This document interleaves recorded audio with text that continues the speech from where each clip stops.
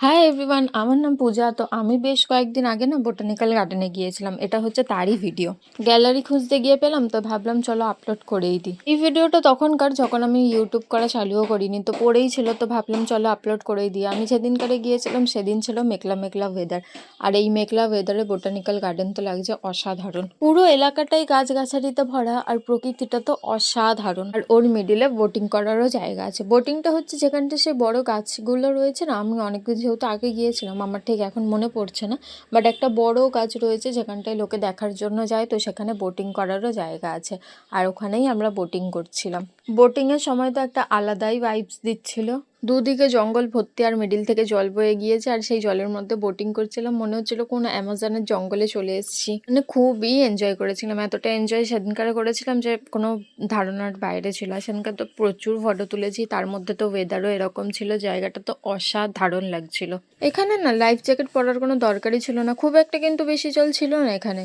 তাও safety first, কখন কি হয়তো বলা যায় না।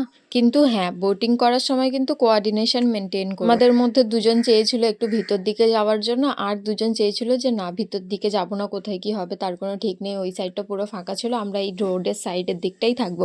এরকমভাবে আমাদের কোঅর্ডিনেশন প্রবলেম হয়ে গিয়েছিল, আর আমরা লাস্টে গিয়ে একটা গাছের মধ্যে ধাক্কা মেরে দিয়েছিলাম। এখান থেকে তো আমরা বেরোতেই পারছিলাম না, তার মধ্যে ওই গাছের ডালটার মধ্যে জল তো ভর্তি ছিল, আর সেই জল এসে পড়েছিল পুরো আমাদের গায়ে, আর যেখানে আমরা পুরো ভিজে গিয়েছিলাম।